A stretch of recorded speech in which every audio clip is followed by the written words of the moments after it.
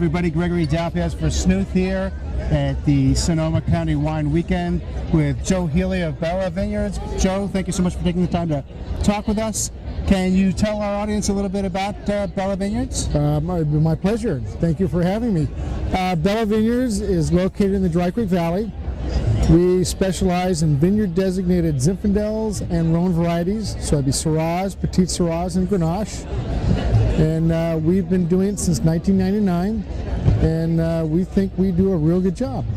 So you're focusing on a lot of the old vine Zin in the region, and this is sort of for me it's a touchy subject in a way, because I know that the number of old vine vineyards are shrinking, and it's really one of the finest gems of the region. This is history in the bottle eventually, but these are the vines that were planted maybe 100 years ago. These are the kinds of vines that were used to make wine 50 years ago. Yes. Can you talk a little bit about the old vine vineyards and how they're so precious and how we're losing them? Exactly. So we actually have two vineyards, one being the Big River Ranch, which is located near Healdsburg, and on that property is a 14-acre block of over 100-year-old vines. It's amazing. It is just absolutely gorgeous. It's like a forest you'd walk through. I mean, the trunks are very thick. As vines get older, they don't produce as much, but they produce a better berry. So we get the luxury, since we own the vineyard, we can control it and keep it.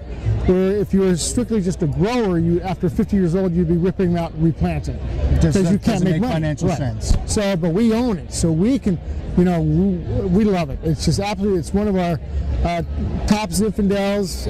It's actually our flagship Zin, and I think at this point it's 108 or 110 years old. So these are all dry farm head prune vineyards, these old vine Zin vineyards? Head trained, they were dry farmed. We do put we laid some drip down just in case. Mother Nature can be cruel at times. Our 2010 vintage, we lost 70% of the crop to the heat. Oh my God. Yeah, Mother Nature all of a sudden didn't like it that day and came in with the mother of all heat waves, and everybody suffered last year. We don't talk about 2010. So what about 2011? Love it. A fantastic year so far? I think so. It's been a slow vintage in ripening, but what I'm looking at, I love. And as long as we don't get any heat waves, it's going to be, I think, a classic year, because it never got too hot, and it's kind of slowed down, and so it's perfect ripening weather. And it gets cool off at night, so we're going to have some wonderful acidity and pHs, and the flavors, even though they're not ripe yet, you can start tasting them, and it's going to be good. What is Bella's house style? How would you characterize your wines? I would say we're kind of we're not an over-the-top alcoholic fruit bomb. We try and go more for balance and elegance, more food-friendly. But we add a little Petite Sirah to our Zins, which is like the perfect blender to Zinfandel, and it's just really, really quite nice. And I'd say more balance and elegance. We're not over the top. So you're better known for your Zins. Yes. I'm familiar with your Petite Sirah. I'm not familiar with your Sirah or your Grenache. Can you talk a little about the Rhone varieties and how that came about? Certainly they're not as typical as Zin for the region. No, they're not. And actually, I like the Rhone varieties a lot. I think they do very well here. Sirah is finding where it belongs, and we make actually a wonderful Sirah. It's quite nice.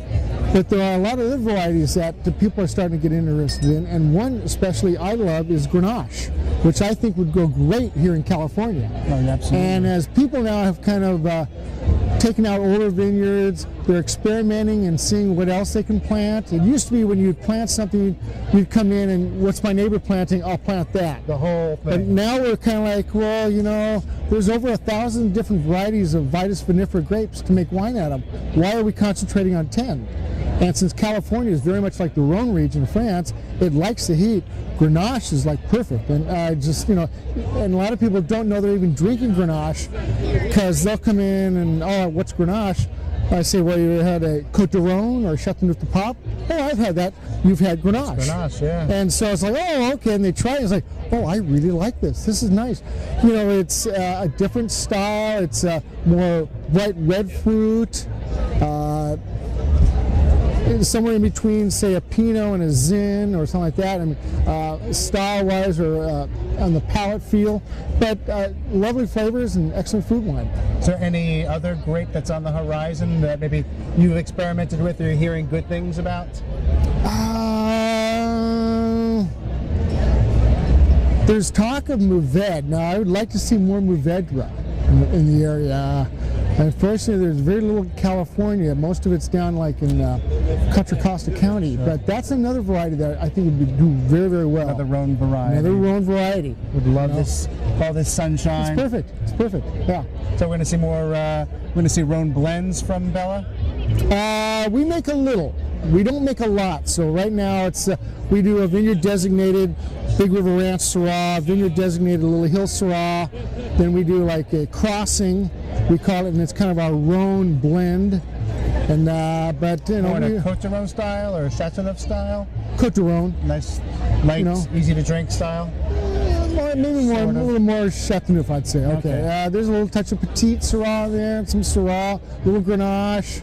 It's just a really nice, fun blend. It sounds like it. It sounds like something that people should be curious about, and like you said, get outside of your comfort zone, the standard 4 or 5 varieties, and start taking a look at producers like Bella who are pumping out the Grenache, Syrah, the blends. Don't forget about the Zinfandels. I mean, that's basically what we're famous for. I make probably 7 or 8 different Zinfandels every year, 5 different vineyard designates.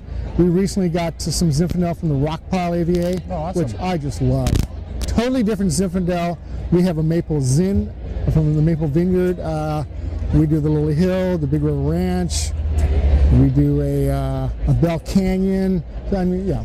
So do you have regular tasting room hours? We do indeed. We have a taste room which is inside our cave from 11 to 4:30 every day of the week.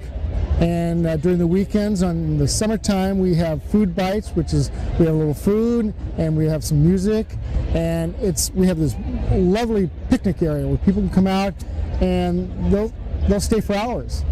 And it's like, don't you want to go somewhere else? No, we like it here. Learning about single vineyard Zinfandel. Yeah, exactly. It sounds like a fantastic way to spend an afternoon. It is. It's quite nice.